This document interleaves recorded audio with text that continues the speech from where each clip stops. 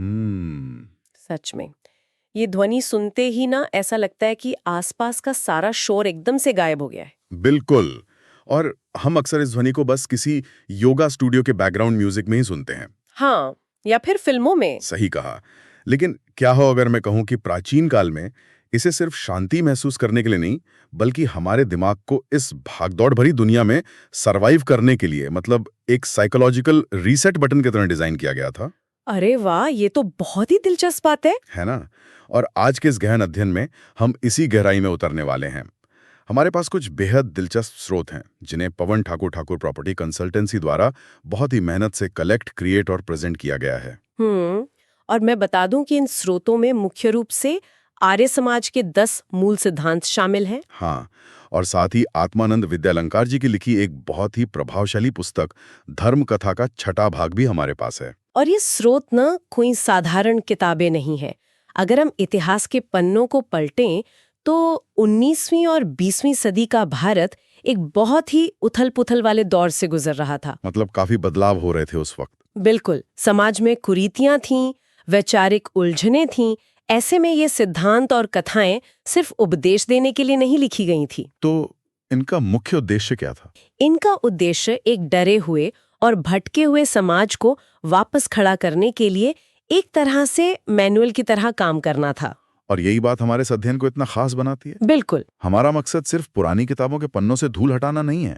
हम ये समझना चाहते हैं कि ये प्राचीन वैदिक सिद्धांत जो सदियां पहले लिखे गए थे, वे आज के इस स्ट्रेस, एंजाइटी और नोटिफिकेशन से भरे दौर में हमारे लिए कैसे काम आ सकते हैं। बिल्कुल सही कहा आपने, ये आज भी उतने ही प्रासंगिक हैं। तो चलिए बिल्कुल जड़ से शुरू करते हैं।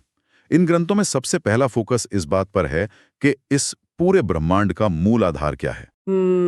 हाँ, आर्य समाज के पहले और दूसरे सिद्धांत इसी बारे में बात करते हैं। हाँ, वे साफ कहते हैं कि ईश्वर ही सभी सच्चे ज्ञान का प्राथमिक स्रोत है। वो निराकार है, अमर है और वही सृष्टि का रचयिता है। यहाँ निराकार यानी जिसका कोई आकार या रूप नहीं है, ये शब्द बहुत ही महत्वपूर्ण है। अच्छा, वो कैसे? देखिए, जब किसी सर्वोच्च शक्ति का कोई एक रूप नहीं होता तो वो सर्वव्यापी हो जाती है।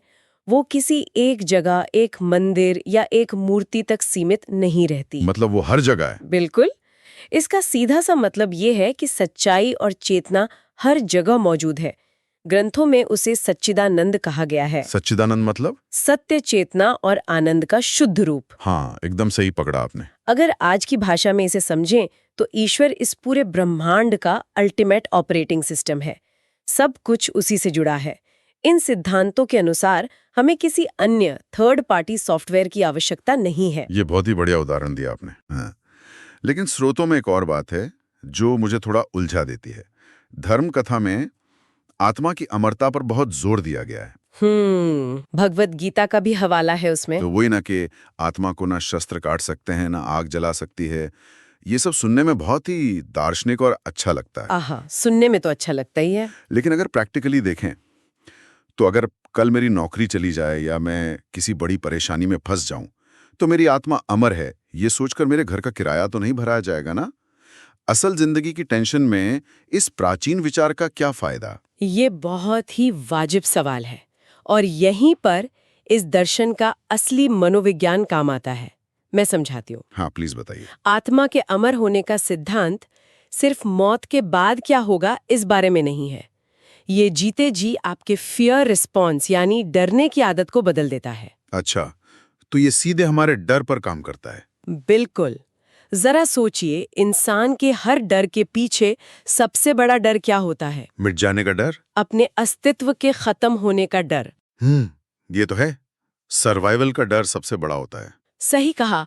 तो जब कोई इंसान गहराई से ये मान लेता है कि उसका असली स्वरूप ये हाड़ मांस का शरीर नहीं बल्कि वो अमर आत्मा है जिसे कोई नुकसान नहीं पहुंचा सकता, तो उसका नजरिया ही बदल जाता है। मतलब उसका सबसे बड़ा डर खत्म हो जाता है। हाँ, और जब अस्तित्व के मिटने का डर नहीं रहता तो नौकरी जाने का डर, समाज में बेइज्जती का डर या किसी के सामने सच बोलने का डर, ये सब बहुत छोटे हो जाते हैं। अरे वाह, ये तो मैंने सोचा ही नहीं था। व्यक्ति मानसिक रूप से आजाद हो जाता है। वो निडर होकर रिस्क ले सकता है और सही कर्म कर सकता है। मतलब ये एक तरह का बहुत बड़ा साइकोलॉजिकल हैक है। बिल्कुल हैक है। आजादी की लड़ाई में ऐसे कई क्रांतिकारी हुए जिन्होंने इसी दर्शन से मौत के डर को जीत लिया था। ये तो एक बहुत ही मजबूत मानसिकता हो गई। लेकिन कोई भी इंसान सिर्फ सोचकर तो निडर नहीं बन सकता। नहीं, इसके लिए अभ्यास की जरूरत होती है। वही, इसके लिए तो डेली प्रैक्टिस चाहिए। और स्रोतों में इस बात का भी बहुत ठोस रूटीन बताया गया है। हाँ, धर्म कथा में एक पूरा क्रम है। जब आत्मा अमर है और ईश्वर सर्वोच्च है, तो उस तक पहुंचने के लिए धर्म कथा शरीर, मन और पर्यावरण की शुद्धि का एक पूरा वैज्ञानिक क्रम समझाती है। शुरुआत होती है संध्या से। हाँ, संध्या, दिन और रात के मिलने का समय। इसमें बताया गया है कि कैसे स्वच्छ जल से स्नान करके एकांत में बैठकर आचमन और प्राणायाम किया जाता है। प्राणायाम यानी अपनी श्वास को नियंत्रित करना, राइट? हाँ, बिल्कुल। लेकिन यहाँ मेरा एक और सवाल है। हम सब जानते हैं कि सांस लेना जरूरी है, लेकिन सांस को एक खास रिदम में लेने या प्राणायाम करने से दिमाग में अचानक से शांति कैसे आ जाती है? इसका मैकेनिज्म क्या है? ये बहुत ही साइंटिफिक है। ये पूरी तरह से हमारे नर्वस सिस्टम से जुड़ा है। नर्वस सिस्टम से? हाँ, कैसे? जब हम तनाव में होते हैं तो हमारी सांसें छोटी और तेज हो जाती हैं, जिससे दिमाग को खतरे का सिग्नल मिलता है। और फिर शरीर में स्ट्रेस हार्मोन बढ़ने लगते हैं। बिल्कुल, कॉर्टिसोल जैसे हार्मोन। प्राणायाम इसका ठीक उल्टा करता है।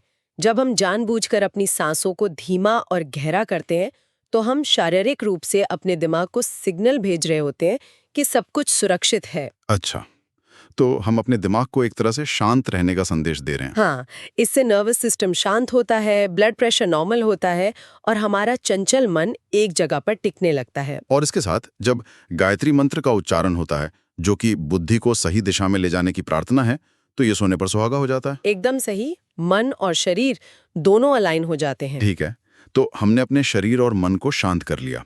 लेकिन इसके बाद स्रोतों में होम या यज्ञ का जिक्र आता है, और यहाँ बात सच में बहुत रोचक हो जाती है। हाँ, यज्ञ का कॉन्सेप्ट बहुत गहरा है। अक्सर हम अनुष्ठानों को सिर्फ एक प्रतीक मानते हैं, लेकिन इन स्रोतों में यज्ञ को एक प्राचीन एयर प्यूरिफायर या पर्यावरण रक्षक के रूप में पेश किया गया है। बिल्कुल, और ये कोई अतिशयोक्ति नहीं है। अब आप ही बताइए, अगर हम लकड़ी और घी जला रहे हैं तो तकनीकी रूप से तो हम धुआं ही पैदा कर रहे हैं ना, तो ये एयर प्यूरिफायर कैसे हो गया? मैं समझाती हूँ। ये एक बहुत ही आम गलतफहमी है कि यज्ञ में सिर्फ चीजें जलाई जाती हैं। धर्म कथा में इसके पीछे के विज्ञान को स्पष्ट किया गया है। अच्छा, तो असल में होता क्या है? यज्ञ में जो चीजें इस्तेमाल होती हैं, जैसे शुद्ध गाय का घी, विशिष्ट औषधीय जड़ी बूटियां और खास तरह की लकड़ियां, उनका उद्देश्य आग में जलकर राख होना नहीं है।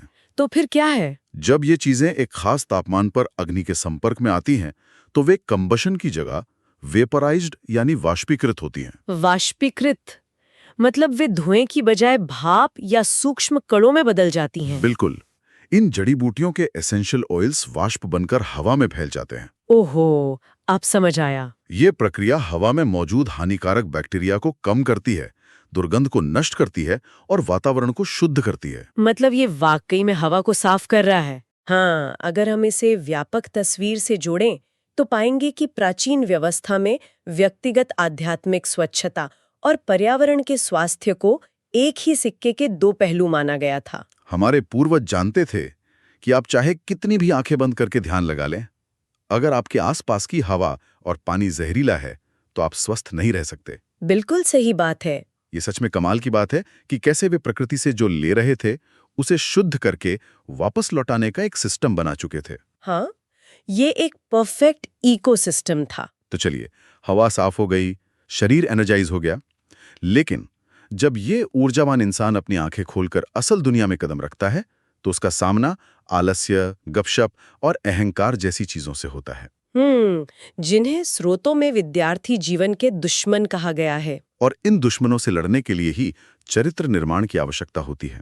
मन को एकाग्र करना सबसे मुश्किल काम है। बिल्कुल, और इसीलिए चरित्र निर्माण पर इतना जोर दिया गया है। चरित्र निर्माण वाले हिस्से में धर्म कथा की एक कविता मुझे बहुत ही जबरदस्त लगी। हाँ, उसमें एक इंसान का वर्णन है जो बहुत ही घमंड में सीना तानकर और सिर उठाकर चल रहा है। हाँ, वो धूल के कण वाली कविता ना। हाँ, वही। उसे लगता है कि वो दुनिया का सबसे ताकतवर इंसान है। तभी हवा का एक झोंका आता है और मिट्टी का एक बहुत ही छोटा अदृश्य सा कण उसकी आंख में पड़ जाता है, और फिर सारा घमंड चूर चूर हो जाता है। बिल्कुल। अगले ही पल वो अहंकारी इंसान दर्द से बेहाल होकर अपना सिर झुका लेता है। कितनी कमाल की एनालॉजी है। बहुत ही सुंदर। प्रकृति ने मिट्टी के एक छोटे से कण से उस इंसान को उसकी असली औकात दिखा दी। यह बहुत ही शक्तिशाली रूपक है जो समझाता है कि हमारा अहंकार असल में कितना खोखला है। शिक्षा और ज्ञान का पहला नियम ही विनम्रता है। जब तक घमंड है तब तक कुछ नया नहीं सीखा जा सकता। एकदम सही। इसीलिए पुस्तक में माता पिता और गुरुओं के प्रति असीम सम्मान की बात कही गई है। हाँ, कि सच्चा ज्ञान तभी मिलता है जब माता पिता और गुरु अच्छे हों। और ज्ञान केवल दिमाग में भरी हुई कुछ सूचनाएं नहीं है। ज्ञान वो है जो आपके आचरण में दिखाई दे। और आचरण के साथ साथ सबसे ज्यादा जरूरी है फोकस।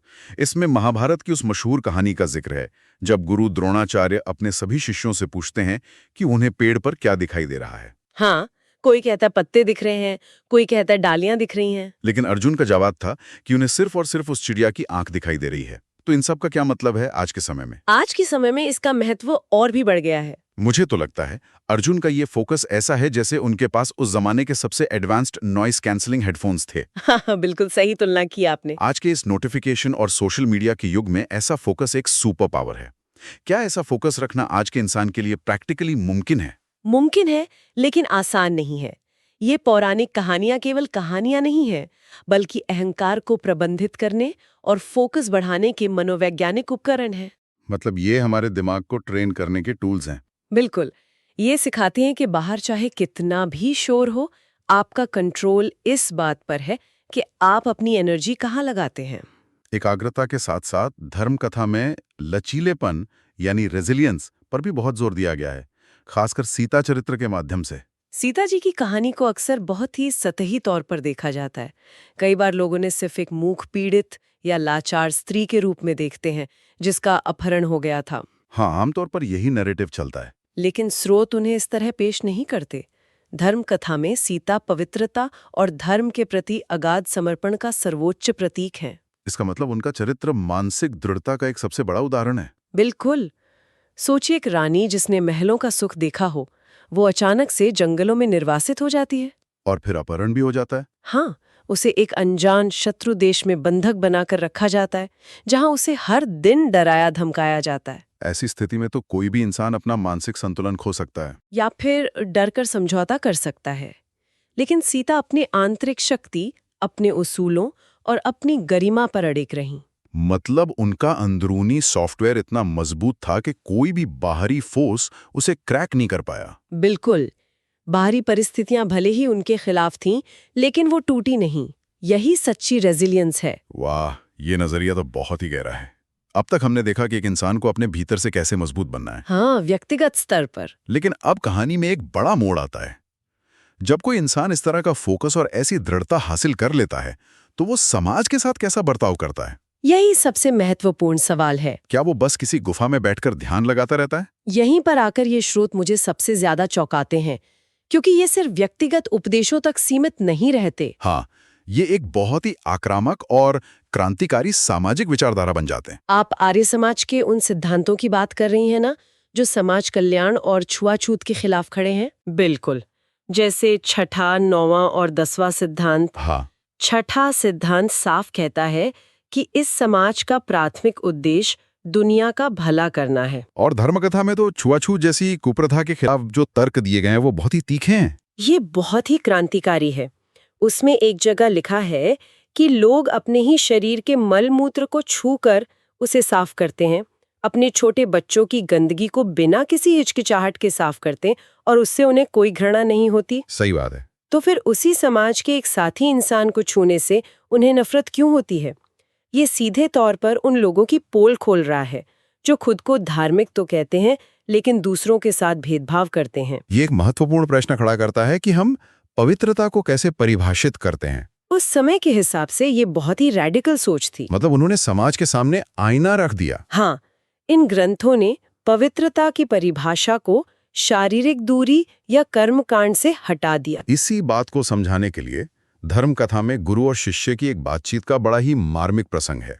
वे सड़क के किनारे एक कोढ़ी को दर्द से तड़पते हुए देखते हैं। हाँ, और समाज के सो कॉल्ड पवित्र लोगों ने उसे छूने के डर से मरने के लिए छोड़ दिया है। हाँ, और तब गुरुजी उन विदेशी नर्सों और डॉक्टरों का उदाहरण देते हैं जो भारत में आकर ऐसे भयानक रूप से बीमार मरीजों का इलाज कर रहे थे। गुरुजी समझाते हैं कि वे विदेशी डॉक्टर बिना किसी छुआछूत के, बिना किसी घृणा के उन मरीजों के घावों को साफ करते हैं, उनकी निस्वार्थ सेवा करते हैं। ये बात सच में झकझोर देती है। धर्मकथा साफ शब्दों में कहती है कि असली धर्म वो नहीं है जो आपको किसी बीमार इंसान से दूर भागना सिखाए। असली धर्म वो है जो आपको उसकी सेवा करना सिखाए। मतलब जो लोग मंदिरों में जाकर घंटों पूजा करते हैं लेकिन मुसीबत में पड़े इंसान को देखकर मुंह फेर लेते हैं, ये स्रोत उनके उस धर्म को पूरी तरह से नकार देते हैं। बिल्कुल, इन ग्रंथों ने धर्म को कर्मकांड के छोटे से डिब्बे से निकालकर नैतिक कर्म, करुणा और वसुधैव कुटुंबकम यानी पूरी दुनिया एक परिवार है के विशाल फलक पर रख दिया। आर्य समाज का सिद्धांत भी यही कहता है कि अज्ञानता को दूर करो और ज्ञान को बढ़ाओ। सच्चा धर्म सेवा में है। सेवा यानी बिना किसी छिपे हुए स्वार्थ के दूसरों के काम आना। अब अगर हम आज के इस पूरे गहन अध्ययन को एक धागे में पिरोकर देखें तो ये साफ समझ आता है कि ये पूरा वैदिक दर्शन एक इकोसिस्टम की तरह काम करता है। बिल्कुल, एक इकोसिस्टम है। शुरुआत होती है एक ऐसे ईश्वर को समझने से जो सर्वव्यापी और निराकार है। फिर उस सच्चाई से जुड़ने के लिए हम संध्या और प्राणायाम करते हैं, जिससे हमारा नर्वस सिस्टम शांत होता है। और यज्ञ के जरिए हम अपने आसपास के पर्यावरण को शुद्ध करते हैं। और ये शुद्ध पर्यावरण और शांत मन हमें अर्जुन जैसा अटूट फोकस और सीता जी जैसी अडिग मानसिक दृढ़ता देता है। और इसी ताकत से हम अपने अहंकार और आलस्य रूपी दुश्मनों को हराते हैं। और सबसे बड़ी बात, जब हम अंदर से इतने मजबूत और शुद्ध हो जाते हैं तो ये मजबूती हमें दूसरों को नीचा दिखाने के लिए नहीं, बल्कि छुआछूत और भेदभाव की दीवारों को तोड़कर समाज की सच्ची सेवा करने के लिए प्रेरित करती है। सही मायने में ये ग्रंथ आज के इस भागदौड़ भरी जिंदगी के लिए एक बेहतरीन कंपास है। ये बातें आज के इस डिजिटल और बटे हुए समाज में किसी संजीवनी से कम नहीं है। सूचनाओं और अकेलेपन से भरी इस दुनिया में ज्ञान वही सच्चा है जो न सिर्फ हमें मानसिक शांति दे, बल्कि हमें समाज के प्रति अपनी जिम्मेदारी भी याद दिलाए।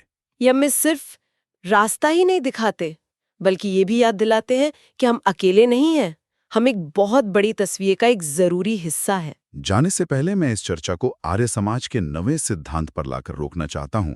यह सिद्धांत कहता है कि किसी भी व्यक्ति को केवल अपनी प्रगति से संतुष्ट नहीं होना चाहिए, बल्कि उसे सबकी प्रगति में अपनी प्रगति देखनी चाहिए।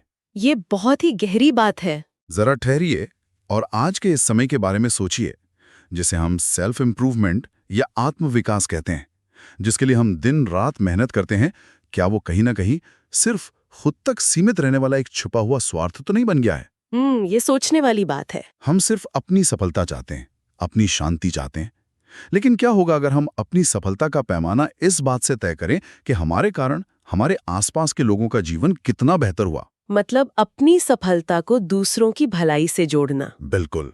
अगर हमारे फोकस का इस्तेमाल सिर्फ खुद की जीत के लिए नहीं, बल्कि समाज के सबसे कमजोर इंसान की सेवा के लिए किया जाए, तो ये दुनिया कैसी होगी? यकीनन बहुत खूबसूरत होगी। यही वो गहरा सवाल है जिसके साथ हम आज के इस अध्ययन को यहीं छोड़ते हैं। इस पर जरूर विचार कीजिएगा। ज्ञान की इस रोमांचक यात्रा में हमारे साथ गहराई तक गोता लगाने के लिए बहुत बहुत धन्यवाद। ओम।